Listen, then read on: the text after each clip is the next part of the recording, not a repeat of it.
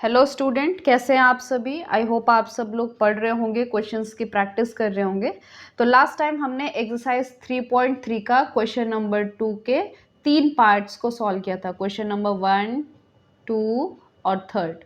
ठीक है, ये 3 पार्ट्स को सॉल्व किया था। आज के वीडियो में हम लास्ट के 2 पार्ट सॉल्व करने वाले हैं, 4th एंड 5th।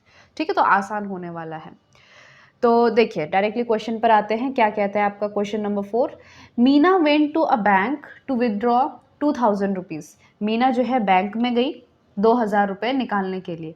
ठीक है, she asked the cashier to give her 50 rupees and 100 notes only. अच्छा, तो उसने कैशियर से कहा कि जो मैं 2000 रुपये निकाल रही हूँ, ये 2000 आप मुझे 50 और 100 रुपये के नोट्स में ही दे।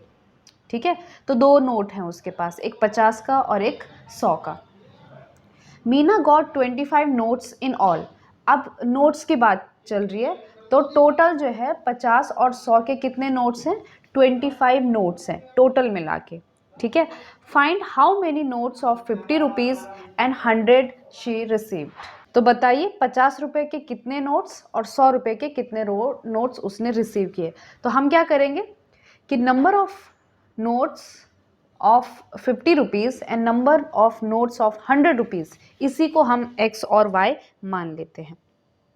ठीक है ना, तो लेट नंबर ऑफ ₹50 नोट्स, ये मान लो कितने हैं, ये x है।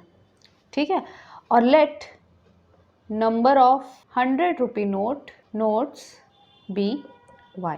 अब कंडीशन देखो क्या कह रहा है। पहली कंडीशन ये कह रहा है कि जो टोटल नोट्स उसके पास हैं 50 और 100 रुपये के, वो 25 है, 25। इसका मतलब क्या कि x और y ये दोनों मिलकर जो है वो 25 नोट हैं। तो बाय गिवन कंडीशन, पहली कंडीशन से आप क्या कहोगे? बाय गिवन कंडीशन, एक तो हमको ये पता चल गया कि x प्लस वाई जो है वो 25 है। यही आपका क्या हो जाएगा? इक्वेशन नंबर 1 हो जाएगा। ठीक है, अब सेकेंड कंडीशन से इक्वेशन कैसे बनाएं? देखो, उसने जो है, अभी हमने जो है इस 2000 वाले को यूज़ नहीं किया है। जब भी आप क्वेश्चन सॉल्व करो तो वहाँ पे जो भी इंफॉर्मेशन दी रही रहती है तो उनका यूज़ होता है। ठीक है, उनका यूज़ होता है। तो देखो, जैसे 2000 है तो टोटल रुपीज़ उसने 2000 निकाले हैं। ठीक है, किस फॉर्म में निकाले हैं? 50 का और 100 रुपये के नोट्स के फॉर्म में। तो इसका मतलब ये हुआ कि एक नोट की कीमत, देखो एक नोट की कीमत जो है अगर वो 50 रुपये है, ठीक है, तो x नंबर ऑफ नोट्स की कीमत कितनी हो जाएगी? 50x हो जाएगी। समझ रहे हो? जैसे कि अगर 2 नोट हैं 50 के, तो उनकी कीमत कितनी हो जाएगी? 50 इंटू 2, यानी कि 100 रुपये हो जाएंगे वो। उसी तरह से अगर 3 नोट हैं 50 के, तो उनकी कीमत कितनी हो जाएगी? 150 रुपये हो जाएगी। इतनी बात आप लोगों को क्लियर है? ठीक है, उसी तरह से अगर एक नोट की कीमत, एक 100 रुपये का जो नोट है उसकी कीमत 100 रुपीज़ है। ठीक है, तो y नोट की कीमत कितनी हो जाएगी? 100y हो जाएगी। ठीक है, अब इन्हीं का जो टोटल है 50x और 100y, वो कितना है? 2000 है। बात समझ रहे हो? तो बाय दूसरी कंडीशन क्या हो जाएगी? 50x प्लस 100y, ये कितना है?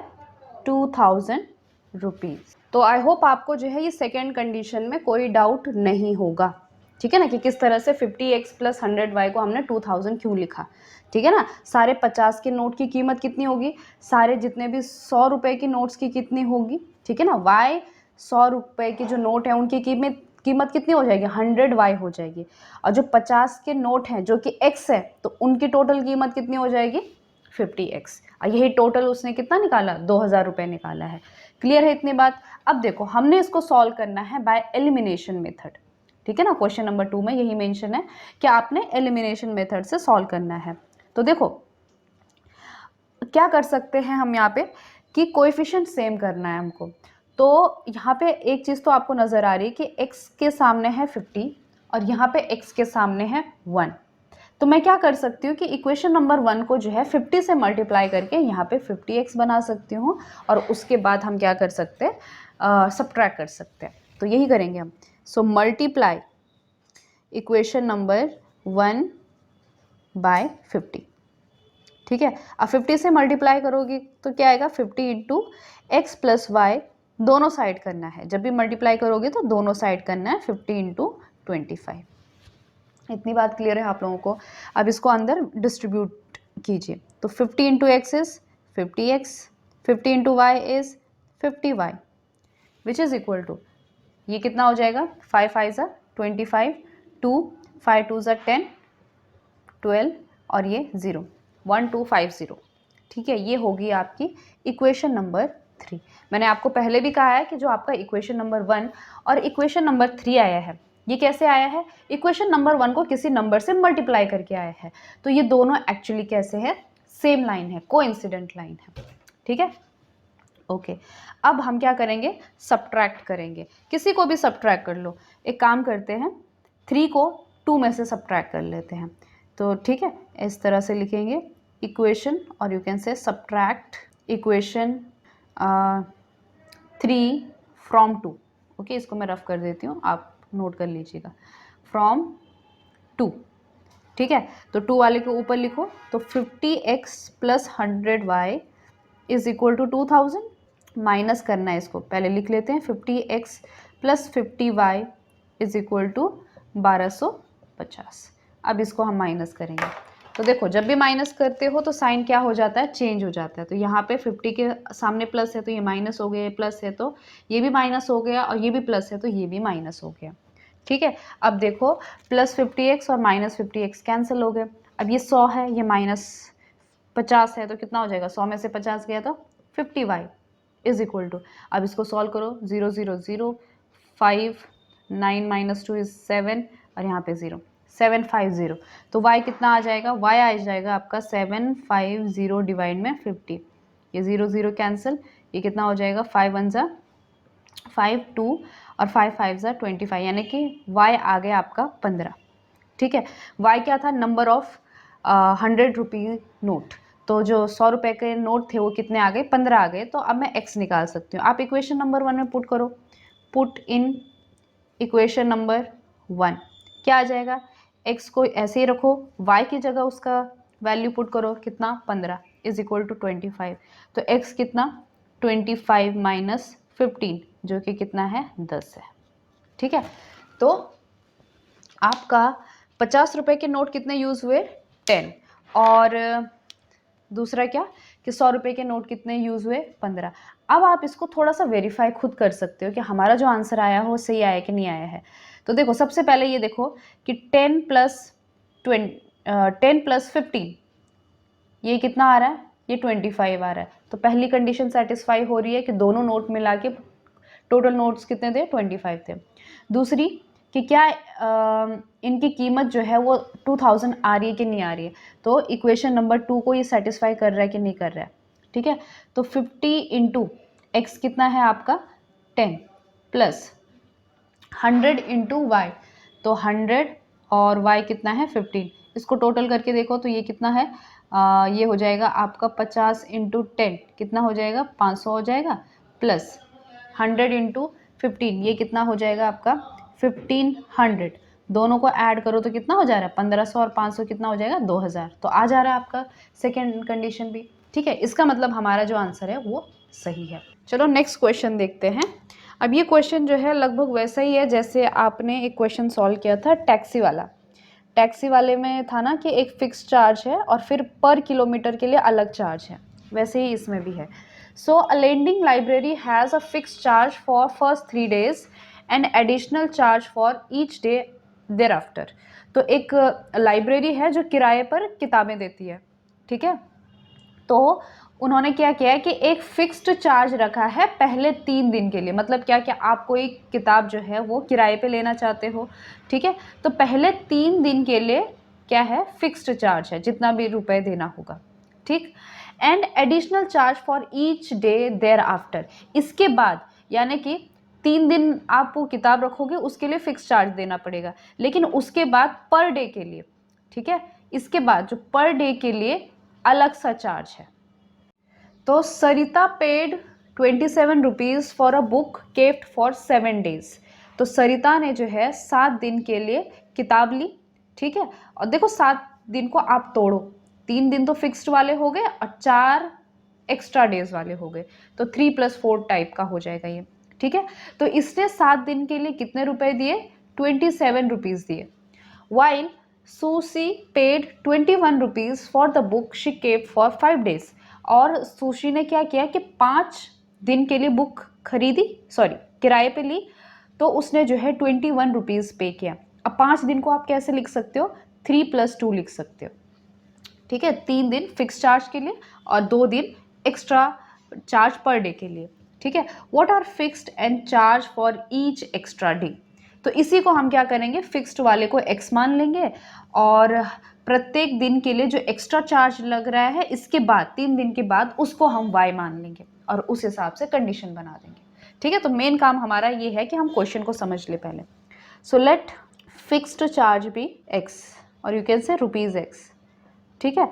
और दूसरा let charge for each extra day, for each extra आप समझ रहे हो ना, 3 दिन के बाद को हम एक्स्ट्रा डे कह रहे हैं, तो let charge for each extra day भी ₹y, ठीक है। अब हम कंडीशन देखते हैं क्या है। तो कंडीशन 2 पर है, एक सरिता पर है, एक सुशी पे है, ओके, सुशी पर है, ओके। सो सरिता ने 27 रुपीज़ दिए, कितने दिन के लिए? 7 दिन के लिए। तो 7 दिन के लिए कैसे तोड़ा हमने? 3+4 डेज में, ठीक है। तो 3 के लिए है आपका फिक्स्ड चार्ज, तो इसके लिए तो ₹x लगेंगे, और जो 4 दिन है उसके लिए कितना रुपीज़ लगेगा? 4y लगेगा, क्योंकि एक दिन के लिए कितना लग रहा है? y, तो 4 दिन के लिए कितना लगेगा? 4y। इतनी बात आप समझ रहे हो, ठीक है। तो 3 दिन के लिए x लगेगा, यानी कि x रुपए देना पड़ेंगे, और 4 दिन के लिए कितना देना पड़ेगा? 4y देना पड़ेगा, क्योंकि हर एक दिन का फिर किराया लग रहा है, तो +4y। ये बात आप लोग समझ रहे हैं, ठीक है। तो ये कितना दिया? सरिता ने 27 रुपीज़ दिया। ये होगी आपकी इक्वेशन नंबर 1। दूसरा क्या है? सुशी है, उसने 21 रुपये दिए, तो कितने दिन के लिए दिए? 5 दिन के लिए दिए, तो 5 दिन को आप तोड़ दो तो 3+2 हो जाएगा। 3 डेज़ के लिए फिक्स्ड चार्ज है और 2 डेज़ के लिए हमें एक्स्ट्रा चार्ज देना पड़ेगा। एक दिन के लिए y है, तो 2 दिन के लिए कितना हो जाएगा? 2y हो जाएगा, ठीक है ना। तो उसको कितने रुपए देने पड़ेंगे? x+2y, और कितने दिए उसने? 21 रुपीज़ दिए। हमने बस वो फिक्स्ड चार्ज और चार्ज फॉर एक्स्ट्रा डे निकालना है, ठीक है। आई होप आपको जो है ये 2 कंडीशन समझ में आ गई है। अब बस कुछ नहीं करना, सॉल्व करना। अब सॉल्व करना तो आसान है, आप देख पा रहे हो कि यहाँ पे x का कोएफिशिएंट कैसा है, सेम है, तो सब्ट्रैक्ट कर लो, ठीक है ना, डायरेक्टली। सो सब्ट्रैक्ट, किसी को भी किसी में से सब्ट्रैक्ट करो, कोई फर्क नहीं पड़ता, ठीक है। तो सब्ट्रैक्ट इक्वेशन 2 फ्रॉम 1, मैं 1 में से 2 को सब्ट्रैक्ट कर देती हूँ, क्योंकि यहाँ पे 27 दिख रहा है मुझे, तो 27 में से 21 को माइनस करेंगे तो वो ठीक रहता है। सो x+4y इज इक्वल टू 27, ये इक्वेशन नंबर 1 होगी। x+2y इज इक्वल टू 21, ये इक्वेशन नंबर 2 हो गई, ठीक है। अब हम इसको सब्ट्रैक्ट करेंगे, तो सब्ट्रैक्ट करने पर क्या हो जाता है? साइन चेंज हो जाता है, यहाँ पे माइनस, यहाँ पे माइनस, यहाँ पर माइनस। तो देखो सबसे पहले आपका पॉजिटिव x और नेगेटिव x हो जाएंगे कैंसिल, 4 में से 2 गया तो कितना बचा? 2y इज इक्वल टू, अब 27 में से 21 जाएंगे तो कितना बचेगा? ये 6 हो गया, ठीक है, ओके। तो y कितना आ गया यहाँ से? y आ गया आपका 6/2, यानी कि कितना? 3। तो y क्या था आपका? Charge for each extra day, प्रतिदिन के लिए कितना रुपए लग रहा है उनको? 3 रुपए, ठीक है। अब हमको फिक्स्ड चार्ज निकालना है, तो चाहे आप इक्वेशन 1 में रखो चाहे 2 में रखो, तो मैं जो है 2 में रख देती हूँ, ठीक है। सो पुट इन 2, तो 2 में रखने पर क्या हो जाएगा? यहाँ पे x को एज इट इज़ रखो, इस 2 को वैसे लिखो और y की जगह 3 लिख दो। 2 × 3 is equal to 21। So x+2 3 6 is equal to 21। So x is equal to 21 - 6 कितना हो जाएगा? ये 15, ओके। तो x कितना आ गया आपका? 15 रुपीज़ आ गया, ठीक है। तो ये हो गया आपका फिक्स्ड चार्ज।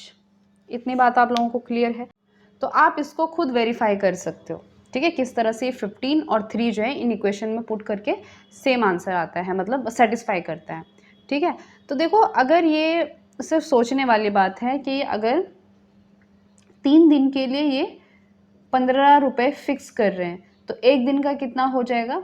15 डिवाइड में 3, यानी कि एक दिन का हो जा रहा है ये 5 रुपये। तो पहले के जो 3 दिन है ना, उसमें हर दिन के लिए 5 रुपये चार्ज कर रहे हैं, उसके बाद 2 रुपये चार्ज ये कम कर रहे हैं। ठीक है, समझ रहे हो आप इस बात को? ठीक है, तो खैर ये पूछा नहीं था, ये बस हम दिमाग लगा रहे हैं अपना। ओके, तो ये था आपका क्वेश्चन नंबर 2 का 5th पार्ट, और यहीं पर आपकी एक्सरसाइज 3.3 और चैप्टर 3 कंप्लीट होता है। ठीक है, तो इस चैप्टर में हमने ये देखा कि किस तरह से आप pair of equation in 2 variable इसको सॉल्व करते हो, और इस तरह के जो क्वेश्चंस हैं इनका हम सॉल्यूशन निकालते हैं। ठीक है, आई होप आपको जो है इस चैप्टर में, इस एक्सरसाइज में कोई डाउट नहीं आया हो। अगर आपको कोई भी डाउट आता है तो आप कमेंट सेक्शन में पूछ सकते हैं। ठीक है, तो नेक्स्ट वीडियो में हम स्टार्ट करेंगे आपका चैप्टर नंबर 4 क्वाड्रेटिक इक्वेशन। ठीक है, सो सी यू देयर।